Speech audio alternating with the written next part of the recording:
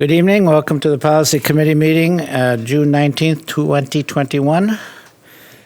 Has the meeting been properly posted, Lynn? Yes, it has. Thank you. Opportunities for public comments. Nobody's here. Nobody in the other room, right? Correct. Move right in. We have a couple action items tonight, but we'll start with the approval of the minutes from our December 15th meeting. Moved by Diane. I'll second, please. Seconded. Any questions or changes to the committee, the minutes? No. None? All in favor, please say aye. Aye. Opposed? 3-0, Lynn. Okay, with that, we move into several action items we have tonight and a discussion item. The first action item is attendance 5200. This is a recommended for approval. This is a new one, right? No, it's an adjustment. Excuse me. This is an adjustment, yes. Recommended change for the attendance. And what we've really done is incorporated more of the virtual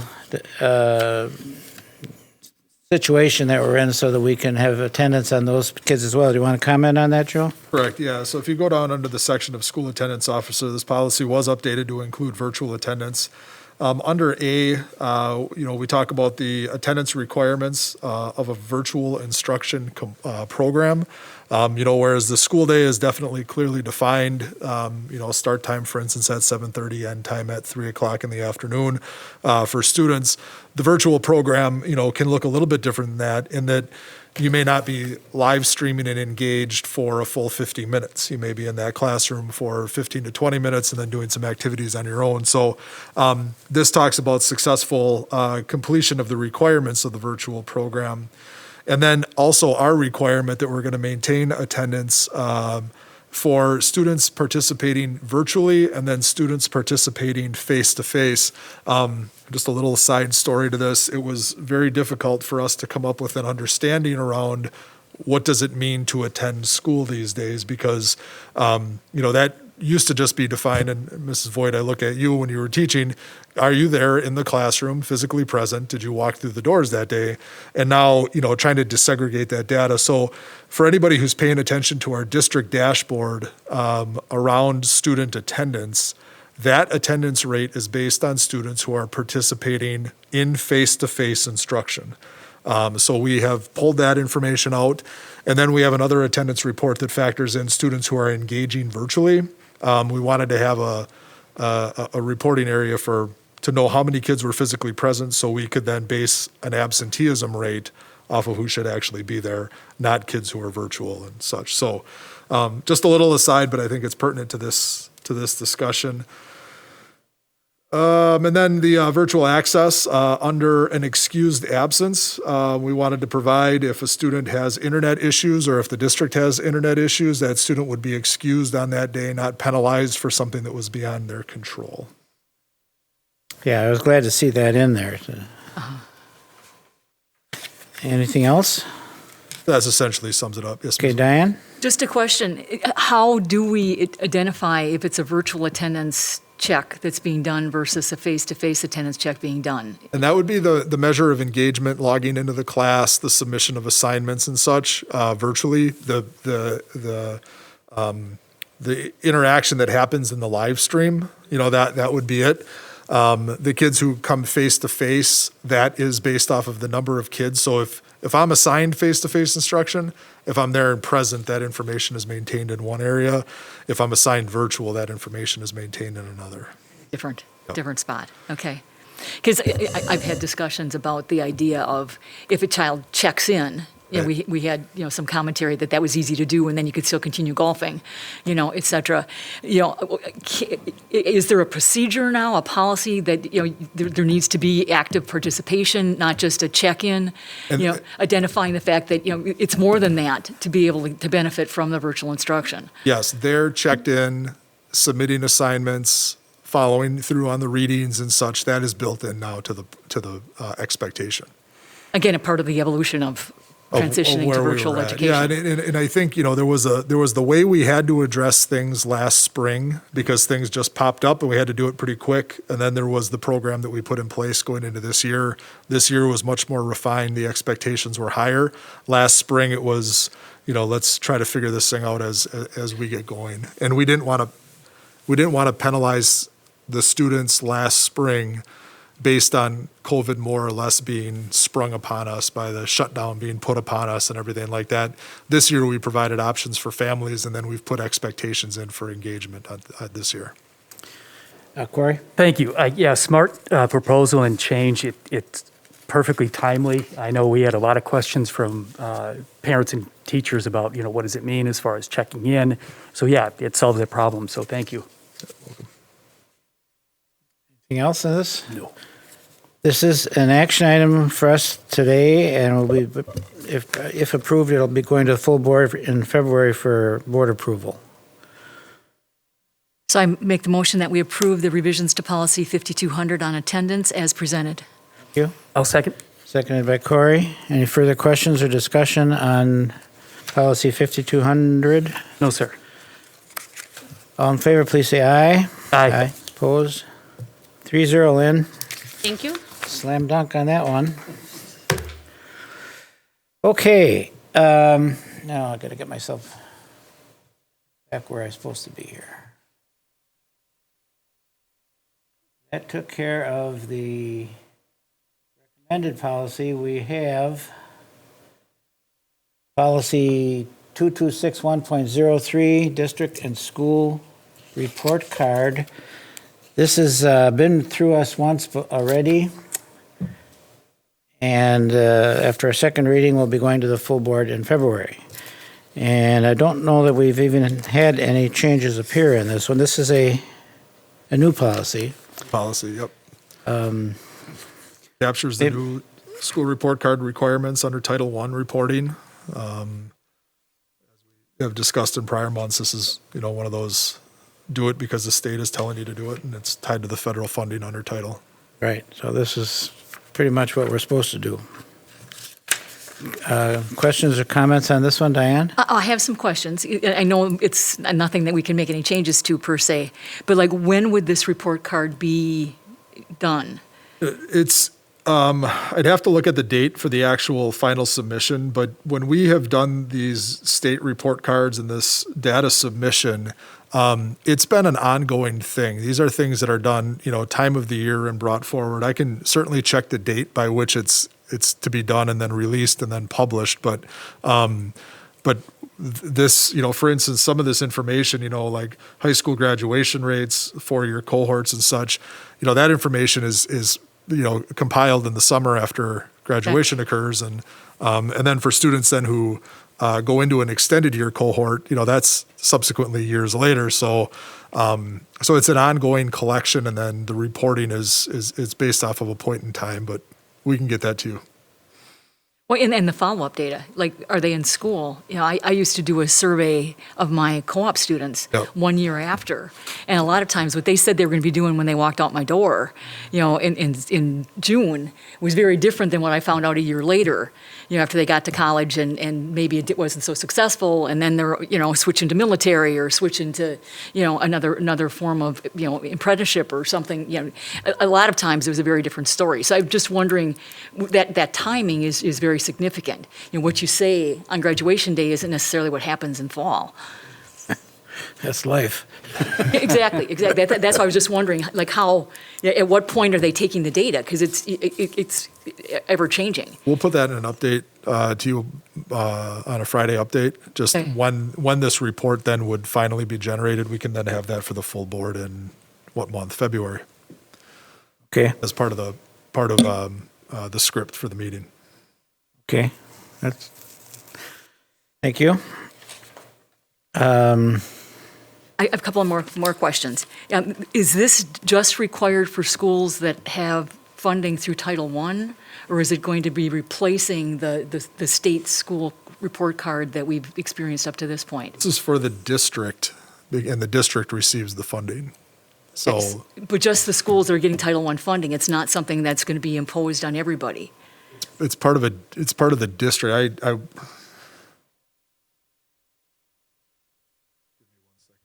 Is your, I'm reading it as, I'm sorry. District is You're the reading- one yeah. that does the reporting. So it's not a separate report for North, a separate report for South. It's for the school district. Regardless of where the funds go, it's for the district. Okay. Because the district first, we distribute most of our title funding at the elementary level Right. due to free and reduced lunch. Many school districts distribute their title funding based off of the percentage of students who receive free and reduced lunch in those schools. So this is a general policy then that, covers everybody. It's a district report. So it's not just the elementary schools that get Title I funding, it's everybody, high school, middle school, the whole. Correct. Everybody who would be, I believe, eligible for Title I. Okay. Back in my brain now right here. that's pretty much the way it starts off. Each district that receives Title I, so. So this is a supplement then to the state report card, as we've known it? This is the Title I district. It's an addition, right? Second one? Okay. This isn't the state color-coded school report card. This ties to the federal component. Yeah, it's not state specific. Doesn't Correct. even, right. This is anybody who gets the title funding, this is an expectation for them. Like a national expectation rather than a state expectation? Yes. Okay. And would not in any way impede and or change the state report card, the one you were talking about. Other questions on this? Did you say? I was just going to say, I appreciate Mrs. Voigt asking those questions. So, Yes, good. Okay, I do have one more, if I may. maybe not anymore, but go ahead. I was just wondering how we can, follow the expectations for FERPA at the end, where they talk about not, giving personal information out. And when you're identifying what the student's disability is and what their, ethnic background is and some of those sorts of things, I guess I'm not understanding how we can make sure that that isn't a traceable kind of factor when, depending on how many students you have that are visually impaired and how many students you have that are physically handicapped, So similarly to how we would do it on the state report card, it's just reported out and it's, the aggregate number. We may have 15% of our students who have disabilities, and of those students, 2% may be students who have hearing impairments, and, of the 2% who have hearing impairments, 5% may be African American. I mean, that's how this information is reported out. The idea of where it's pulled from, our student data is uploaded into the WISE Dash system every night, so it's going to the DPI already anyway. Our CDRC reporting ties down to the individual student. So we are already, factoring into many of our reports individual student data, and it's part of the data protection. It's when you release that data, then that's where the FERPA piece comes in. Right. When you release the data to like the newspaper, for instance, you can't say that Joe Cook is a student with a disability and release my information on it. But you can say that I'm not me individually, but again, 15% of our students are. So it's a different, it's where you go with FERPA. And that's, if you remember from the policy, it's about a 20-page policy Right. that outlines how we have to protect student records at the individual level. Okay. Good questions. This action, another one? I do have another one. They want a notification or report out on educator qualifications. I'm just wondering what the definition of that would be. Is that just their certifications, their experience? Yeah, that you're a licensed educator and you're working within the scope of your license. Many of these areas are already collected. I just would like to let you know that. I mean, we already do a report to the state every year on educator license, and they audit, does Joe Cook have a special education license as a special education teacher? And am I teaching special education at the secondary level? So that's already collected. What you're seeing in here is kind of the composite of everything that's done. These aren't new reports for us. It's just a new reporting card. Because one of the factors that we looked at Finance and Facilities is that now it's going to be like a cost per student at each building per se, and that does include the years of experience that a staff member might have at that school compared to another school.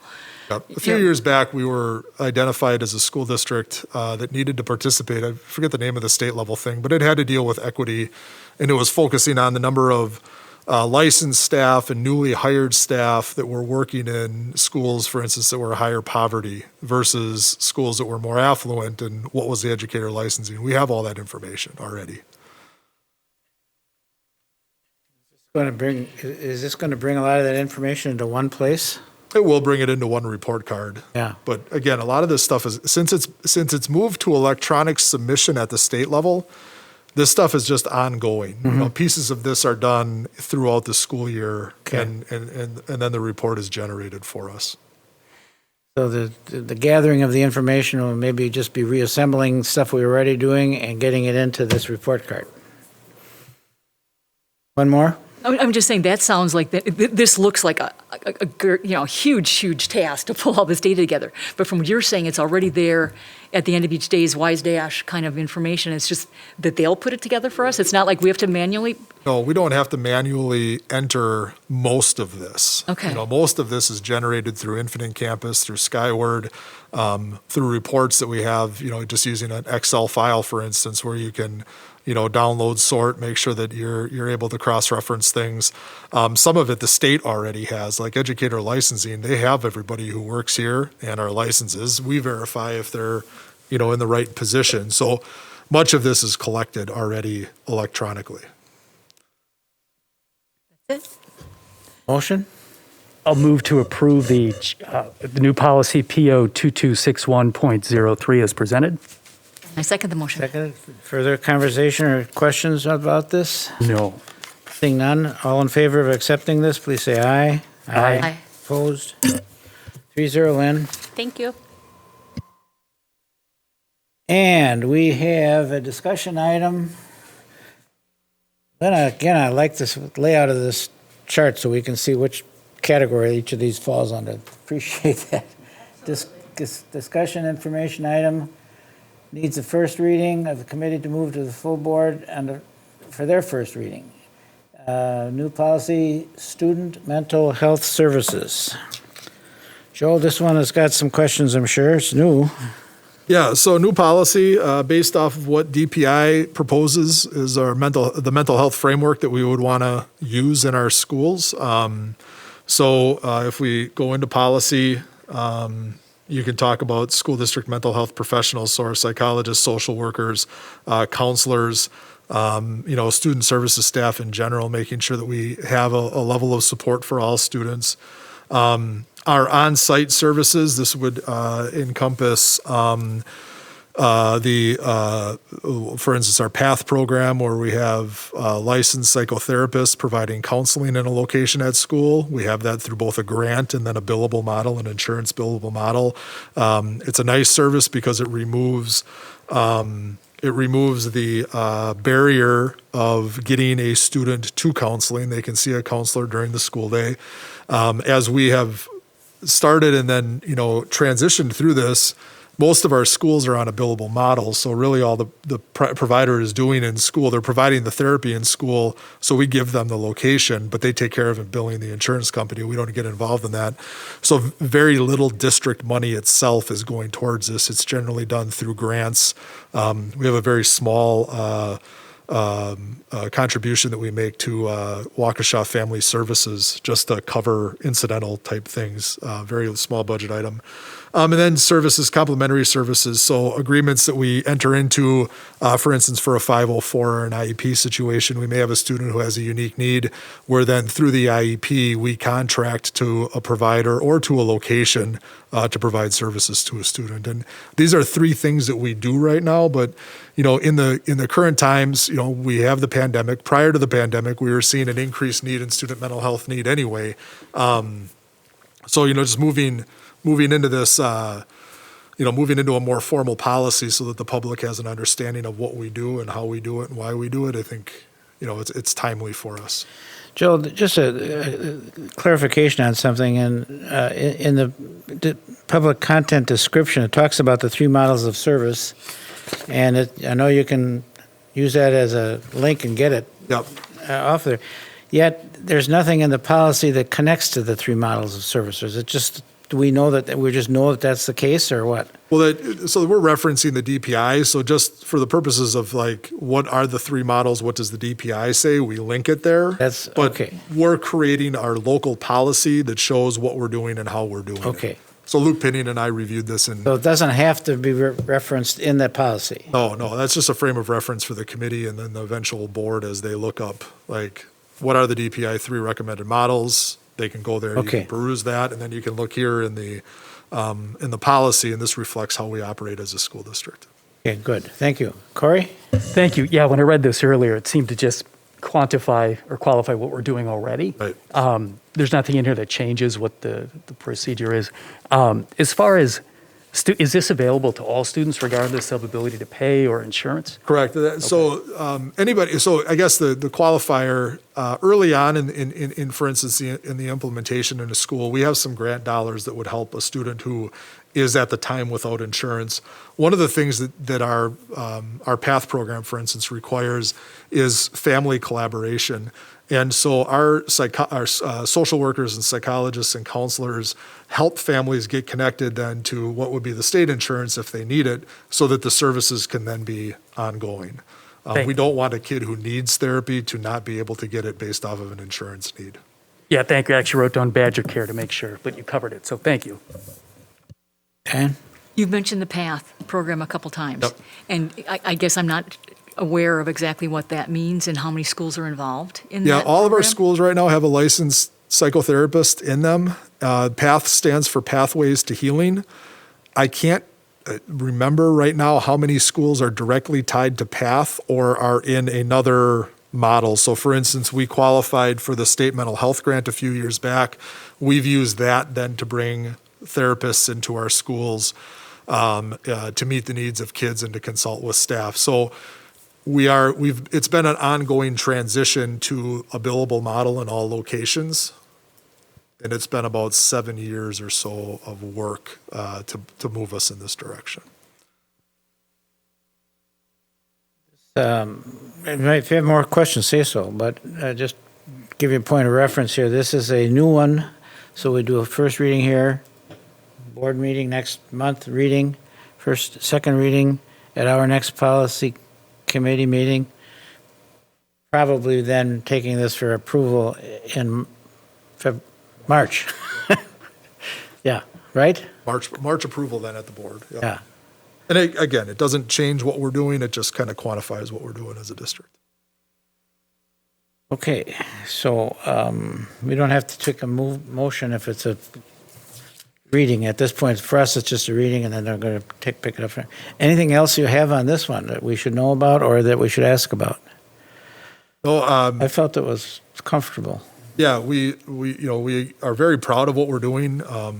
Not to brag, but Luke Pinion and our social workers and psychologists have presented it with our counselors on the state level on our mental health services in the district. We've partnered with the DPI. We've been featured in case study work where they've asked us to submit about how we've approached this. It's been something that we've been working at for a long time. This isn't anything new to us. We're not doing this necessarily in response to the pandemic. It's, prior to the pandemic, we were seeing increased mental health need, and Yes. almost for a decade, we were starting to see this in schools, and it ties back to the recession from 07 to 09, and then the impact that had on families and on our youth. We've seen that as it pertains to students feeling isolated prior to the pandemic. There've been some interesting studies on the impact of technology on students and how they've more withdrawn. They're physically safer, but emotionally have had more issues. So we've observed that before COVID, and now COVID has just kind of brought more to the surface for us to try to address.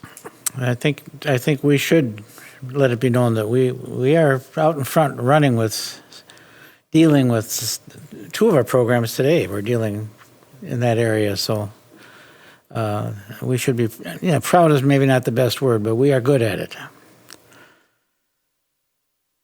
Anything else? Corey has something to say. Sorry. No, that's fine. I was just going to echo Dr. Cook's points and yours as well, that Yeah, it's a fantastic service that's given to the students that need it.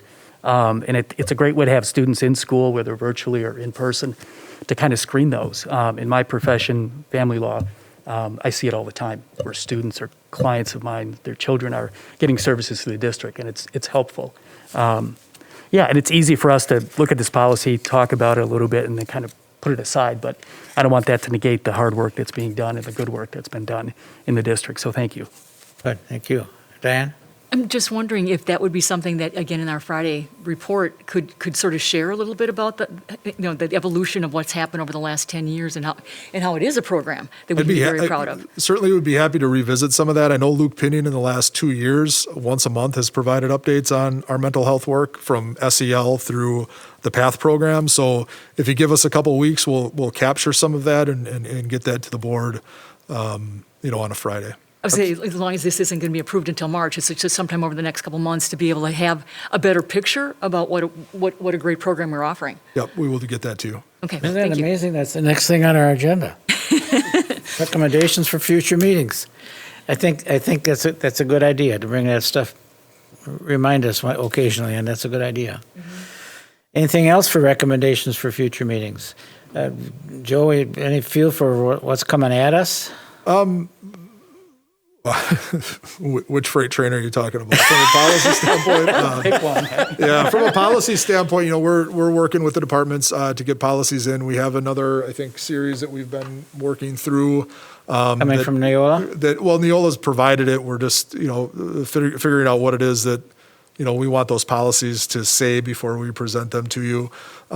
So we'll get that to you, again, working through the spring into June. Okay, to try to get that nothing final. for the next meeting then? There's nothing at the moment that we would say is pressing, Ready for- yeah.